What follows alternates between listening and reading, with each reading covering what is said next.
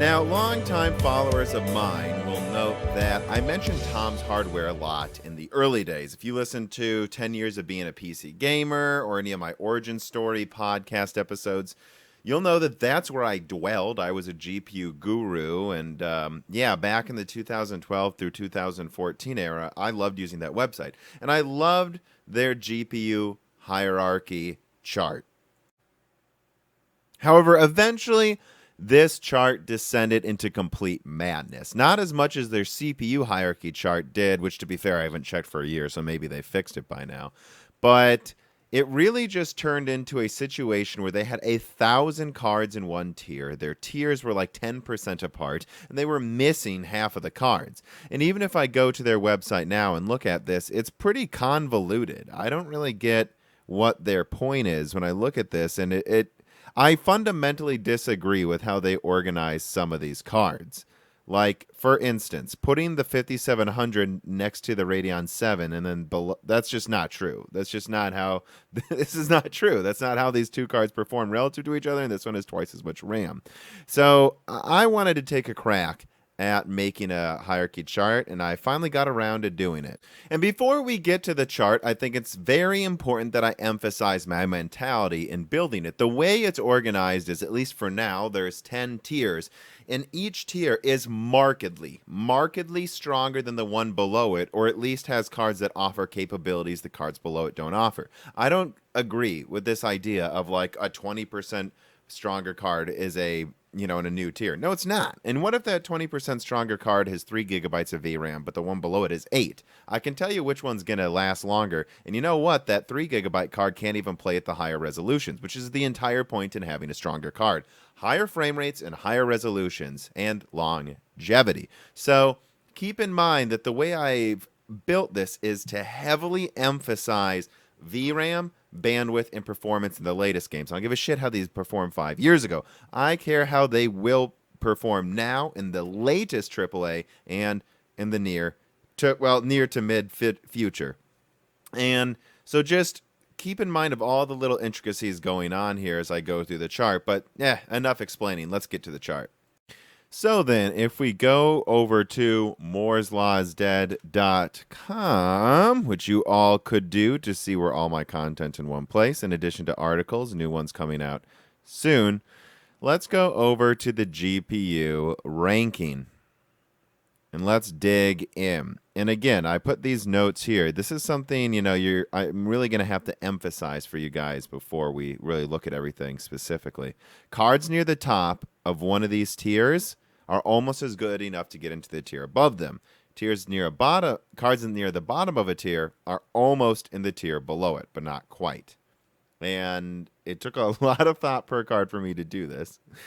VRAM capacity and newer API performance is what it's about, and that's because I put a rating for resolution gameplay per tier, but we'll explain that. And before we get into that, let's, explain what I mean for each resolution and FPS grading. 720p, I assume you're playing low settings, because you wouldn't be at a resolution that low unless you just have to play the game.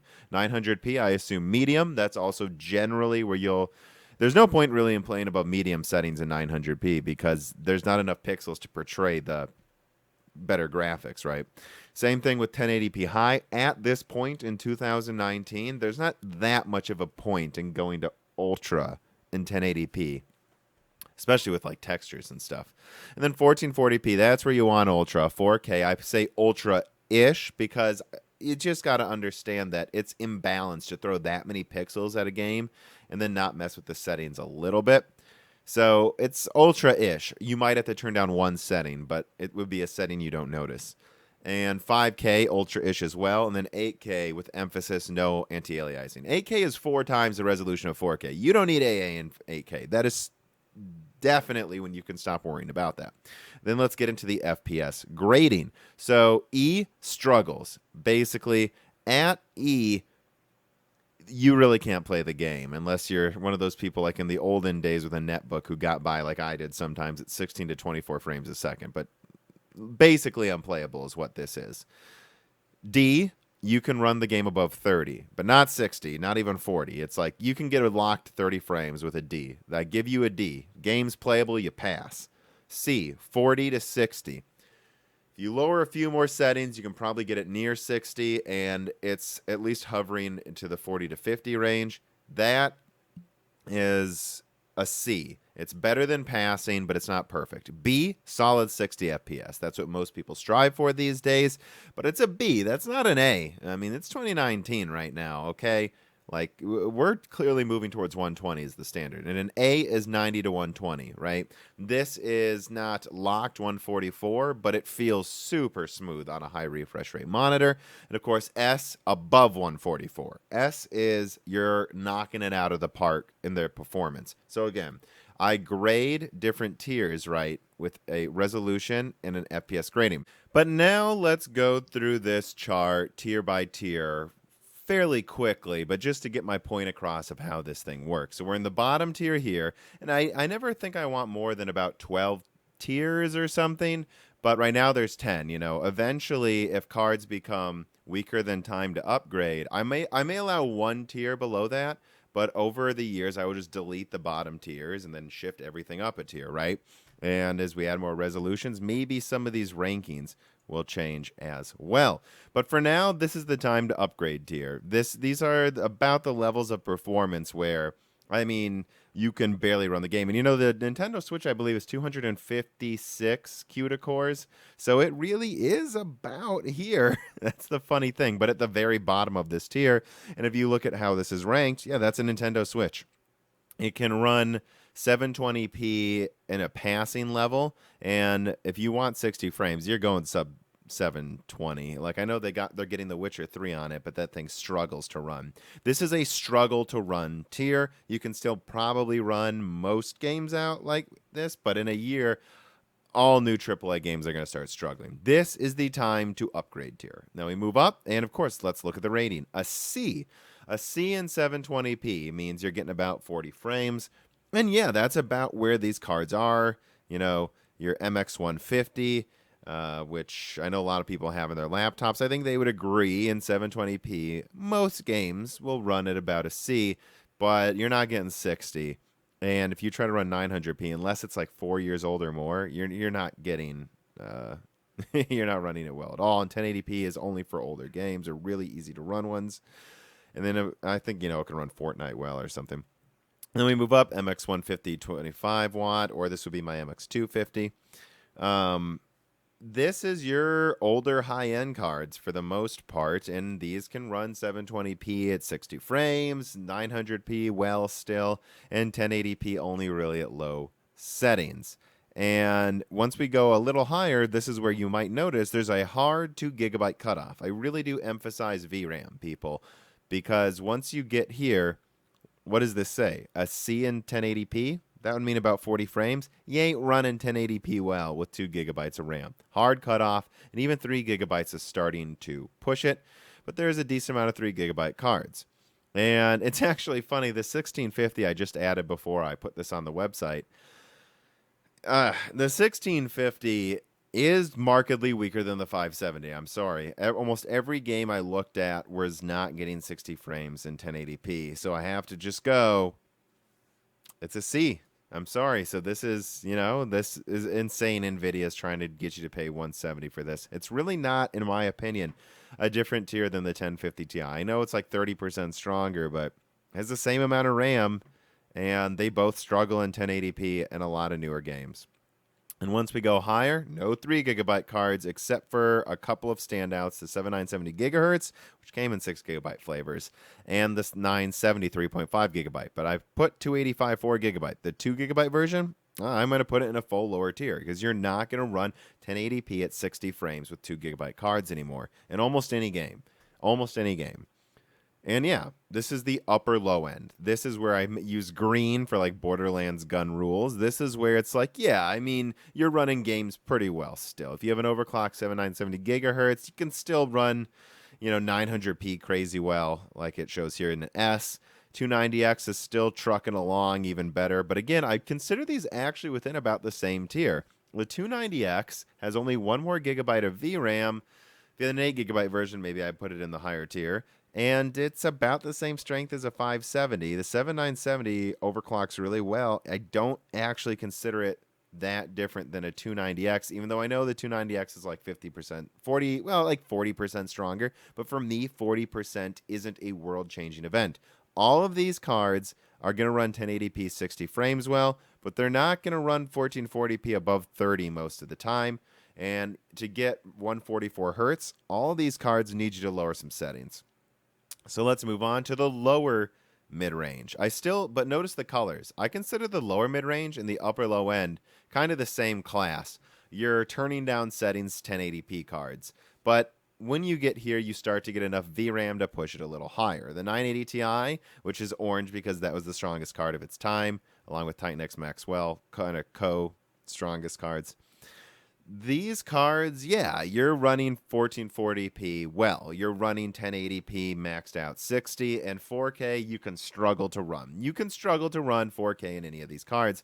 But again, here we go with the VRAM. The Fury X actually is about as I've seen it in some latest 4K games. If you turn down the VRAM a lot, like medium to low, it can actually kind of get up here with these cards. It often trades blows with the 1070 when you turn down certain VRAM intensive settings.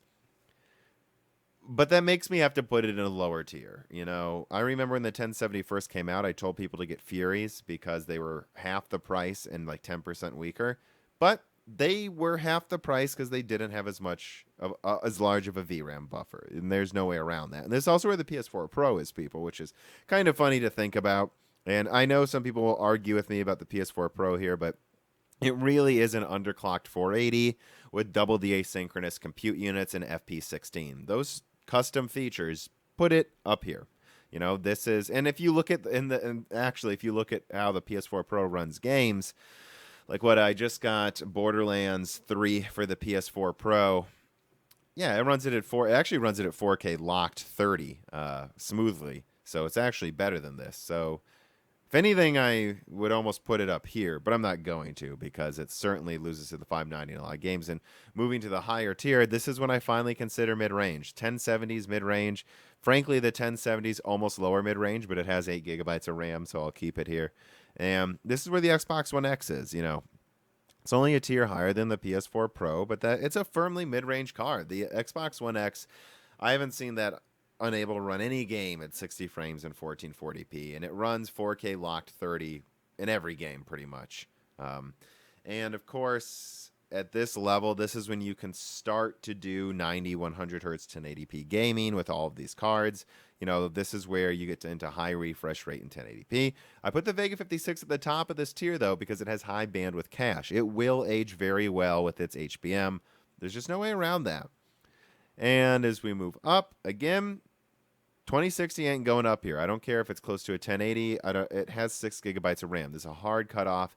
Frankly, they're kind of lucky I put the 2060 in this tier even because its lack of VRAM is going to become a major issue for its performance eventually. And of course, high bandwidth cache puts these above the 1080 in my eyes. And again, fight me all you want. It's just the 1080 is going to run into VRAM issues at higher resolutions. And while this may not run 4K 60, it'll always be able to chug along in 4K because of its high bandwidth cache and memory. And this is where the 5700 is, and that's in the same group as the 2070. You know, it is stronger than both of these cards, but let's be honest. There's no game you're playing with this that you're not with this. This is 4K. And I reviewed the RX 5700 at this tier. Yeah, you can run 4K with some settings turned down.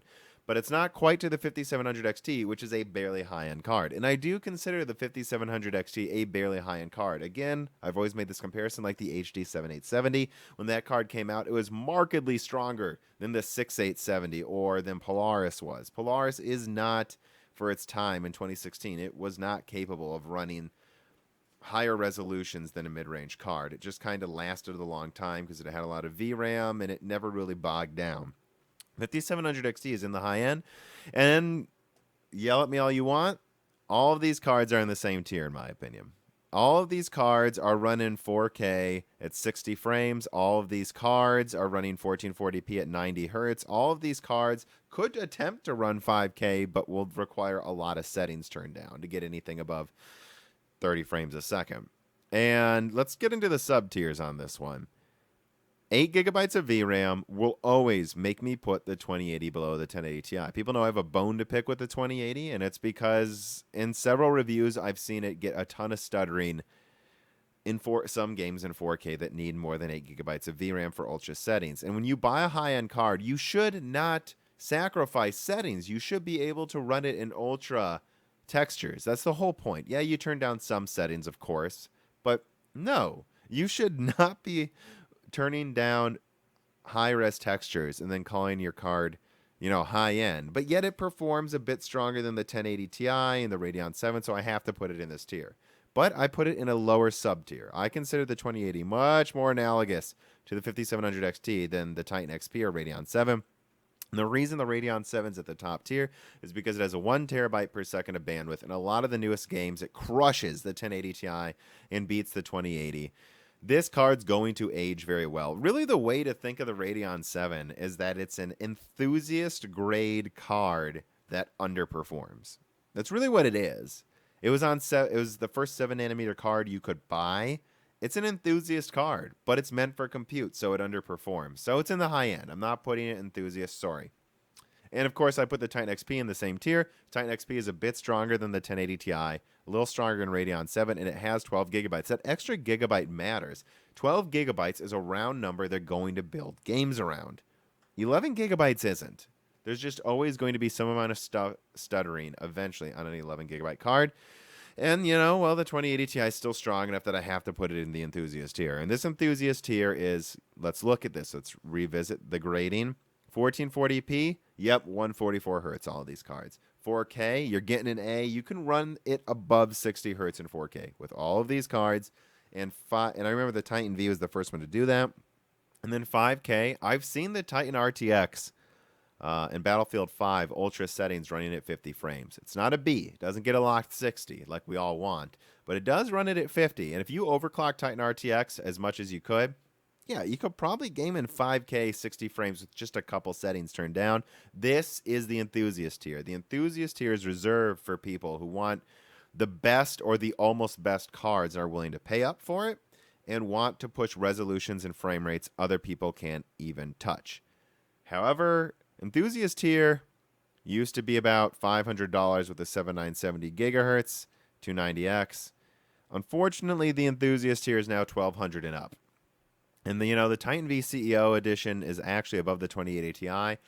It has like 20% more bandwidth, I believe, 25% more, 30% more bandwidth than the Titan V because it actually has a full 4096-bit bus.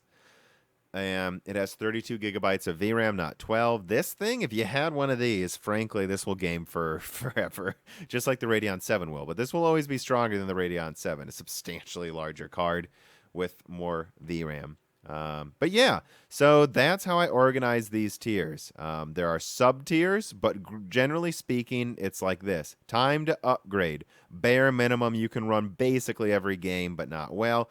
Entry level. This is where you're gaming in 720p just fine, 900p okay, and 1080p if you turn down settings. Lower budget. Some of these lower high-end cards and these lower powered cards. A lot of these cards are limited by their VRAM, but in this range, you can game in 1080p. If you turn down some settings, you can probably get it to 60 frames. Upper low end, this is where you get...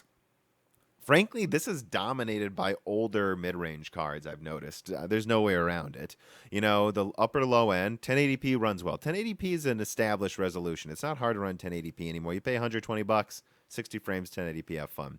Lower mid-range, I consider this kind of the same color, green as the upper low end. But with these cards, with the 1660 Ti, you're maxing out 1080p, and you can attempt 1440p. This is your like budget 1440p cards, and you can struggle in 4K in some games. You can struggle through it if that's what you want. And then finally the mid-range. Here's where 1440p is maxed out. Here's where 1080p is high refresh. Upper mid-range. This is where you're starting to get into some high refresh rate. 1440p, 1080p is a joke. The high end, 4K gaming. These are high-end cards, 4K gaming, Not a problem. That's why 5700 XT is awesome for that reason, that you can finally game in 4K at 60 frames without completely breaking the bank. And then Enthusiast, pushing the boundaries. Eventually I will have 8K here. None of these cards are running 8K above. Struggling yet, though. At least not unless the game's old. So we're not going to worry about 8K yet. And yeah, that is the chart. And this chart will be a living document. I plan to update it probably a few times a year, add more features. What I would really like to do, if I can figure it out on my website, is when you hover over a graphics card in the chart, it actually has a pop-up box with an explanation. So my whole explanation of why I put Radeon 7 above the 1080 Ti. Someone might go, what the hell? Hover over it and say, it's because of the VRAM. It's because of its performance in DX12 titles, and like it maybe links to other benchmarks. Like I could almost link each card to a benchmark if you go, why is that in the same tier? To preempt any questions. That's what I plan to do with this. But do please let me know what you think in the comments on the Discord about this hierarchy chart, because I took a very I don't know what we'll say, outside the box approach to how I decided to organize it. But I think if you're someone who doesn't know much about cards and you look at this, you go, oh, 1070. Okay, so they consider that mid-range, and it gets an A in 1080p and a B in 1440p. Well, you know what? I don't need the highest frame rates. 1440p a B, I'll get a used 1070. Instead of these stupid, disorganized charts with these weird ratings on it, no, it gets an A. That simple, because 5-10%, there's no point in quantifying 98.4, 98.9 rating. Like, no one wants to see that. A 5% difference in performance isn't a big deal. But again, let me know what you think. And if there's a card that I've missed that's a really big one there, I guess let me know that too. But I think I got pretty much all of them. And like, yeah, I'm not going to put cards from the 3000 series or something stupid. All right, HD 3000 series. Like, I'm not going back 10 years for cards.